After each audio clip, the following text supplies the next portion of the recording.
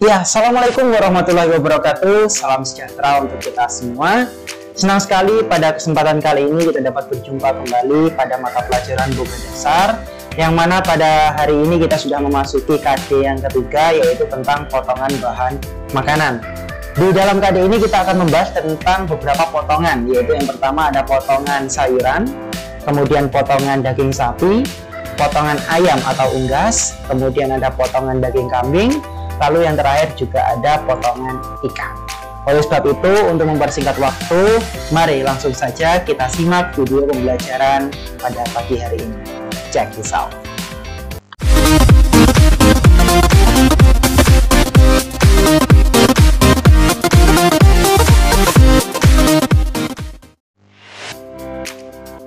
Ya, baik, sekarang kita sudah sampai kepada materi kita pada pagi hari ini, yaitu tentang potongan bahan makanan. Nah, sebelum kita melakukan pengolahan atau pemotongan bahan makanan, yang perlu kita ketahui terlebih dahulu adalah bagaimana memilih bahan makanan yang berkualitas.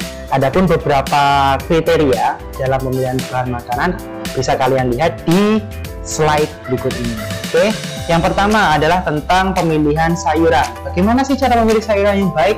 Tentu kalian harus memilih sayuran yang masih segar, kemudian warnanya cerah, hijau, kemudian mudah patah. Apabila dipatahkan seperti ini, itu menandakan bahwa dia masih sangat segar.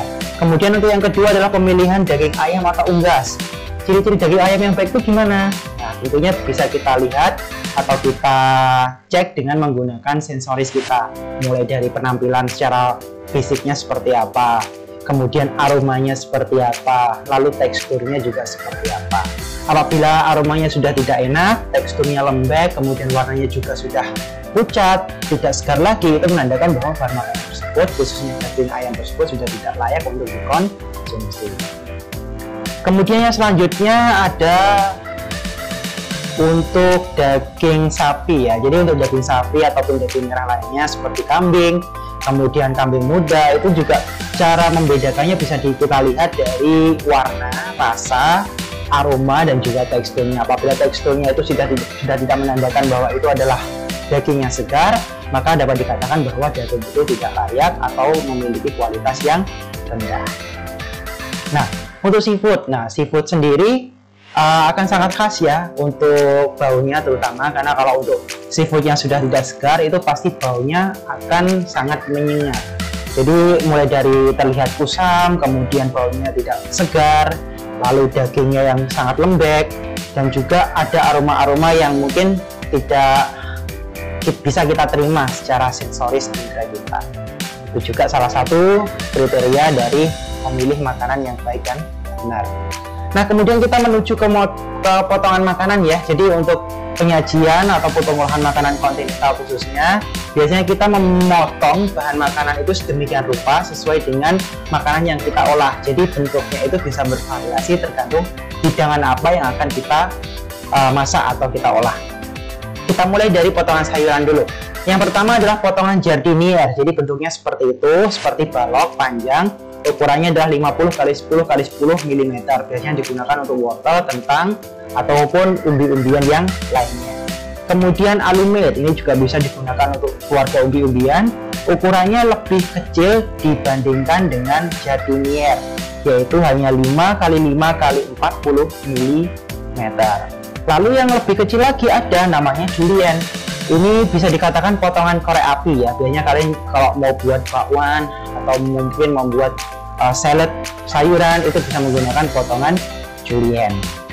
Bentuknya hampir sama.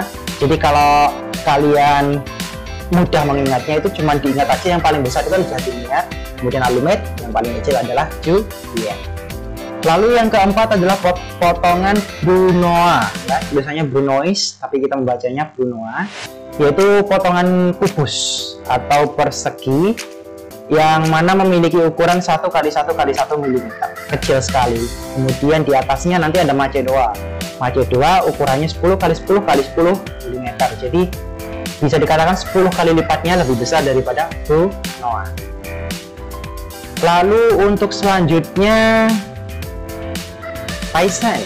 Nah, paisan ini potongan kotak namun tipis. Nah, biasanya ini digunakan untuk bahan-bahan seperti wortel, lobak, kentang, kemudian juga ada nanti kubis, bisa dipotong seperti ini dengan nama paisan, ukurannya 10 x 10 x 2 mm. Lalu lesang atau laseng. Nah, potongan sayuran ini berbentuk belah ketupat, ukurannya 10 x 10 x 2 mm.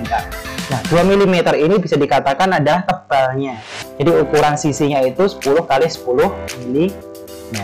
Kemudian untuk selanjutnya potongan sifonet. Nah, sifonet ini lebih sedikit berbeda ya dari potongan-potongan sebelumnya, karena biasanya untuk potongan sifonet ini digunakan untuk bahan makanan berupa dedaunan atau daun berwarna hijau. Khususnya yang sering kita olah dengan potongan sifonet adalah letas atau selada.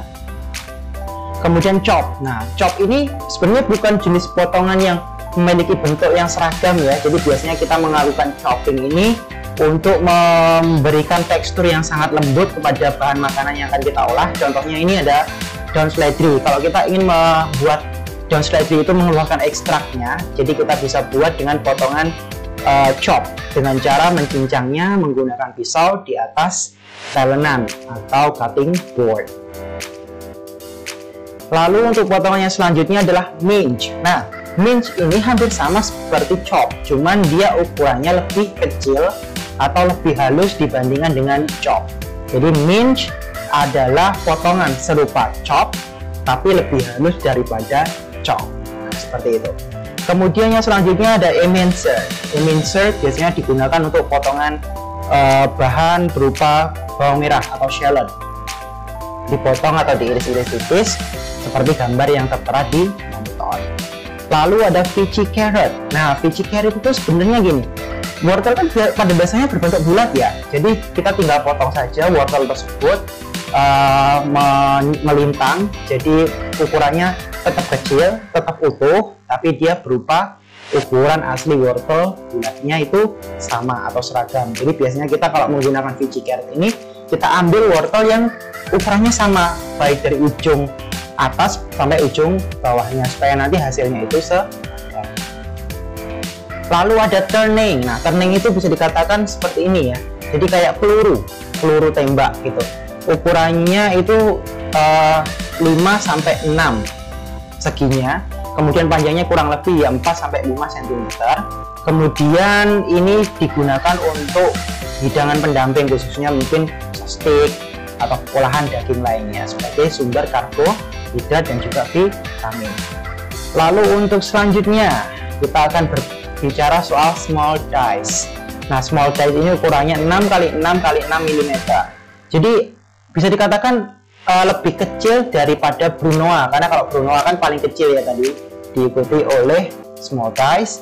Kemudian nanti di atasnya ada medium dice, dan yang terakhir ada large dice. Dice artinya kubus, jadi kubus dibedakan menjadi 3, small, medium, dan large.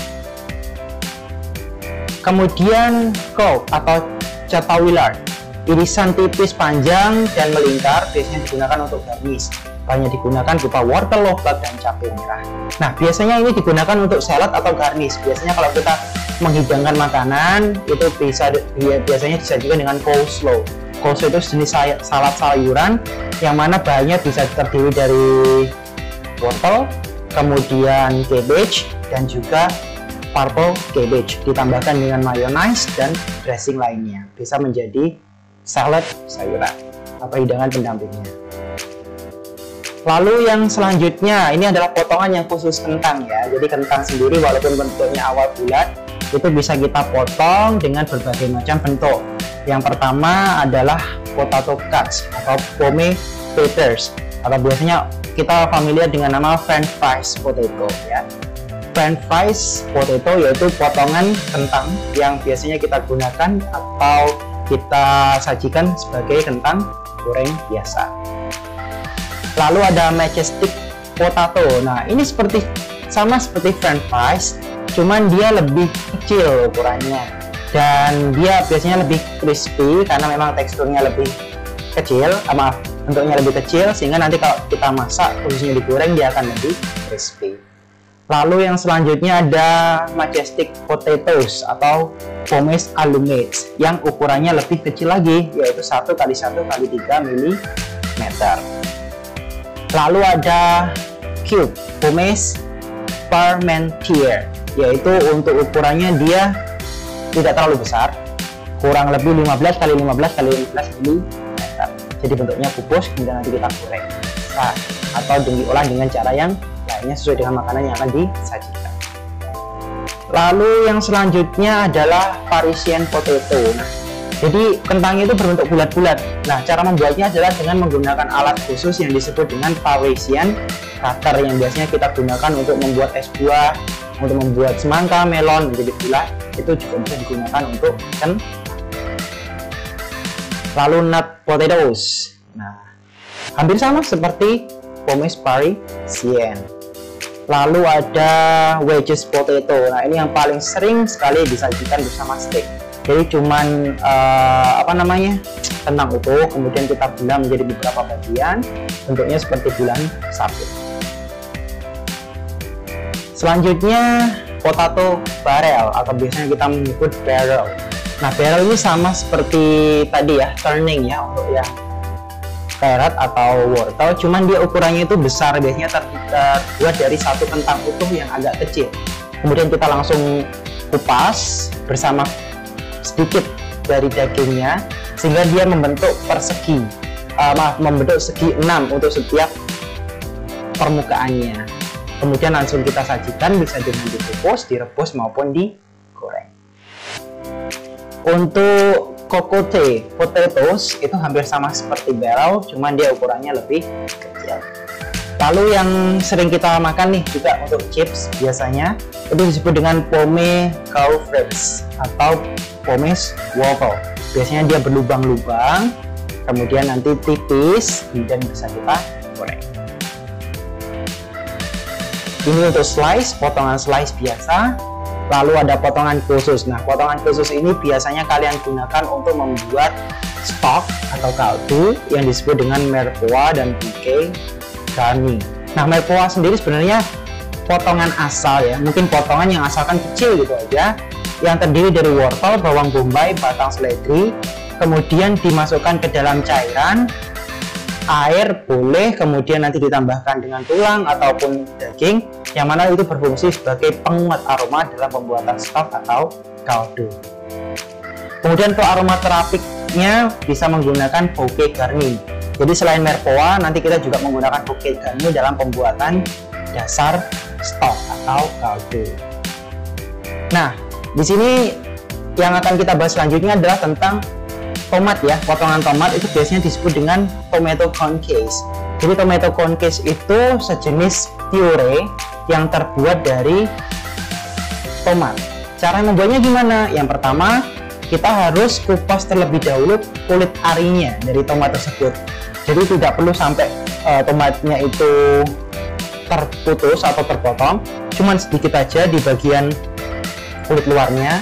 Setelah itu kita panaskan air, kita blend sebentar di atas air mendidih, kemudian langsung kita masukkan ke dalam es atau air dingin, maka akan sangat mudah sekali kulitnya itu terlepas dari buah tomatnya. Itulah cara membuat tomato concasse. Lalu setelah itu bisa kita ambil dagingnya bisa kita potong-potong, atau kalau mau dibuat mash atau dihaluskan juga bisa dihaluskan dengan menggunakan alat blender maupun dengan cara chop manual.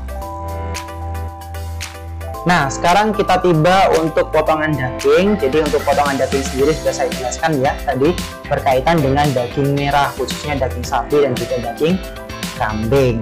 Nah, untuk nama-namanya sendiri, daging sapi itu dikenal dengan istilah beef, kemudian daging sapi muda veal, kemudian daging domba lamb, kemudian daging babi pork. Cuma di sini kita tidak akan banyak membahas tentang daging babi. Nah, untuk fungsi dari daging sendiri tentunya sebagai bahan makanan, kemudian juga sebagai menu utama dan lain sebagainya. Nanti akan bisa kalian baca sendiri pada diktat yang saya sampaikan di aplikasi Boga Dasar. Untuk kriteria mutu kualitas daging juga sudah ada di sini, kalian baca satu persatu. Kemudian hal-hal apa saja yang perlu diperhatikan dalam proses atau penyimpanan daging juga sudah saya sampaikan secara jelas untuk materinya. Kemudian jenis-jenis daging. Nah, jenis-jenis daging beserta ciri-cirinya ini juga sudah saya sampaikan secara lengkap. Nah, di sini adalah beberapa jenis potongan atau bagian yang ada pada daging sapi ya, khususnya daging sapi utuh. Di sini bisa kita lihat ada tenderloin atau khas dalam. Biasanya daging ini sedikit sekali lemak-lemaknya, hanya ada lemak-lemak ringan yang mana itu berfungsi untuk mengempurkan daging. Jadi ketika kalian ingin membuat steak yang memiliki kualitas premium, kalian bisa menggunakan tenderloin karena memang teksturnya yang sangat empuk, kemudian terbebas dari yang namanya lemak-lemak yang begitu banyak gitu ya. Lalu di bawahnya ada sirloin atau khas luar, kemudian diikuti oleh chunk bagian punuk sapi, kemudian blade paha depan. Nah, blade ini biasanya digunakan untuk olahan-olahan yang bisa dikatakan lebih menggunakan peralatan ya. Contohnya bakso itu kan dia harus digiling dulu dengan menggunakan gilingan, baru kita nanti proses. Kenapa? Karena untuk blade ini dia teksturnya akan lebih alot atau lebih keras daripada daging-daging di bagian lain, karena dia berada di bagian kaki atau paha.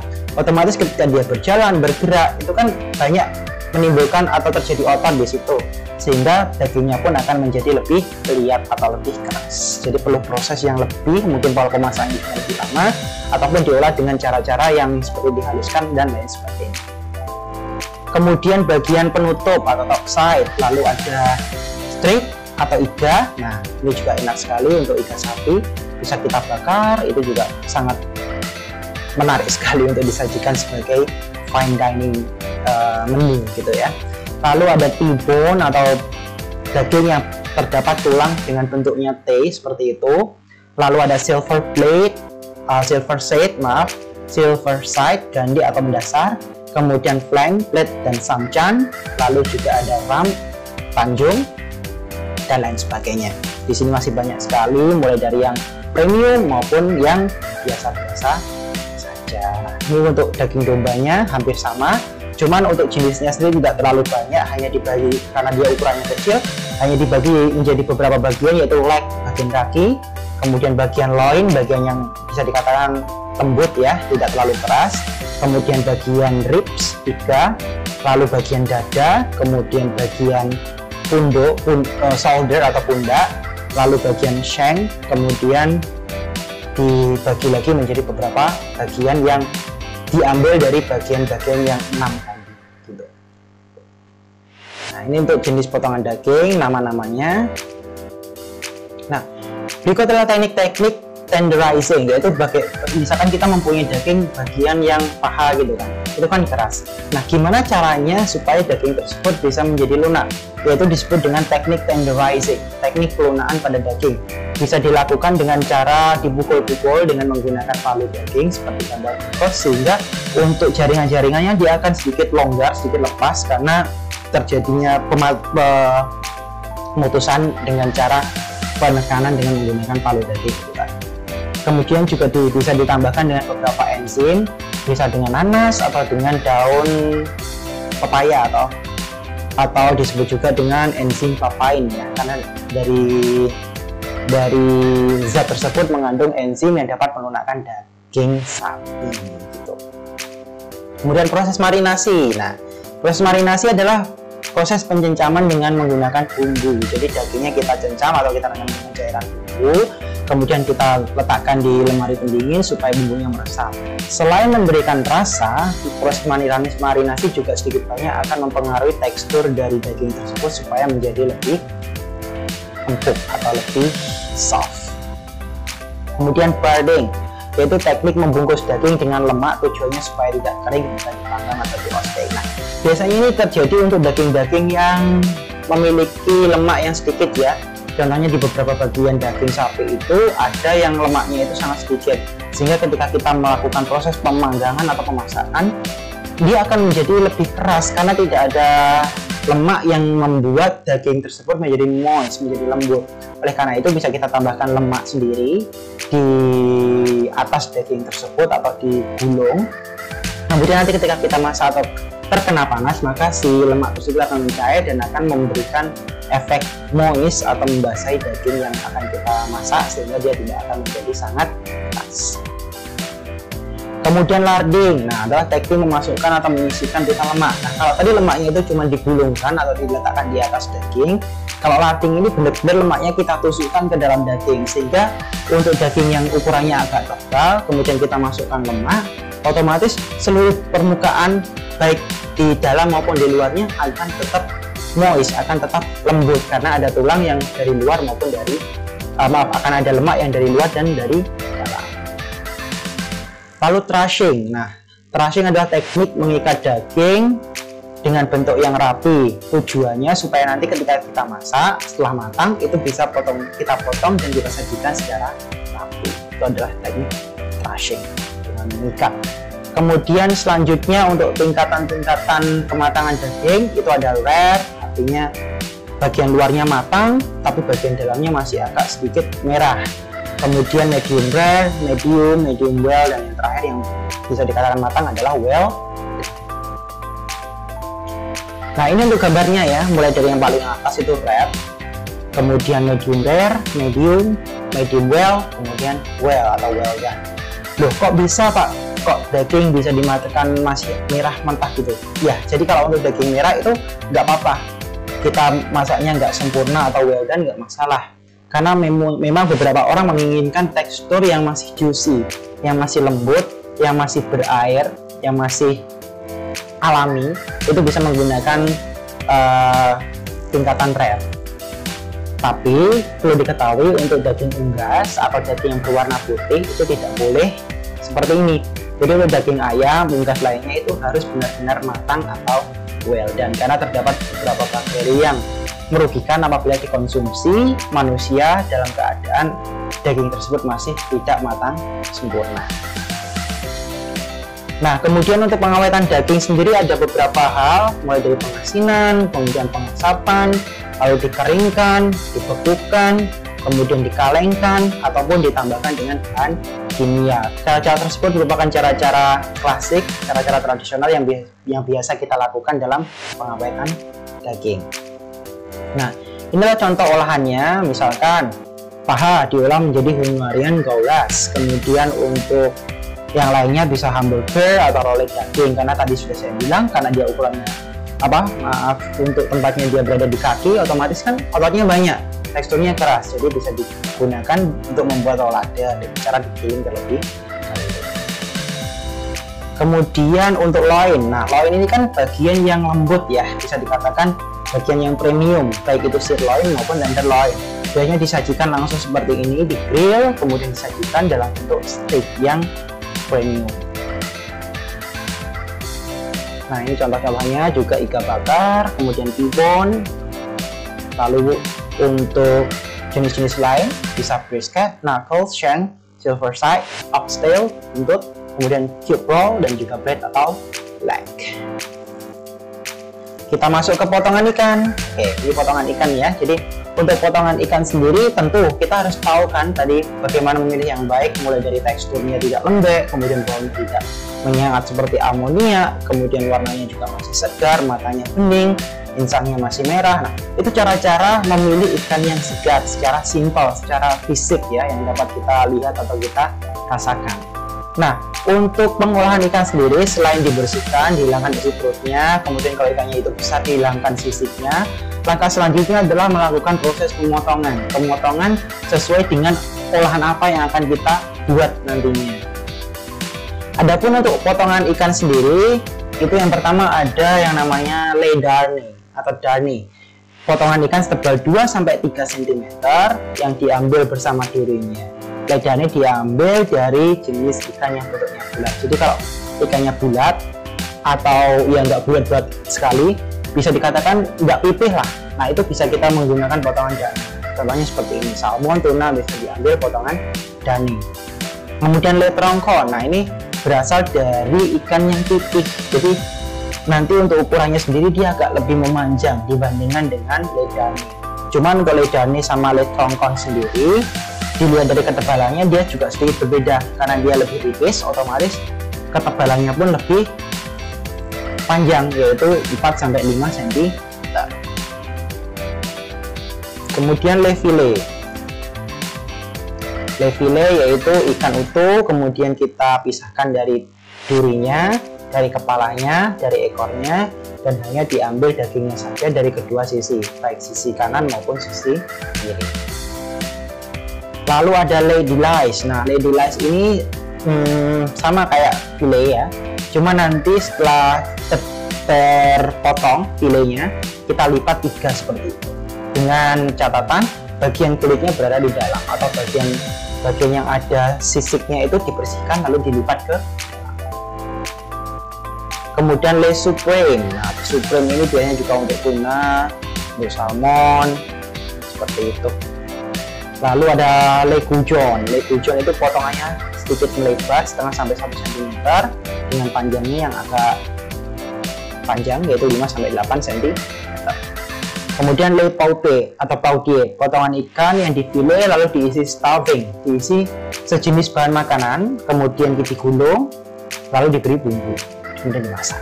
Ini salah satu contoh le paudie.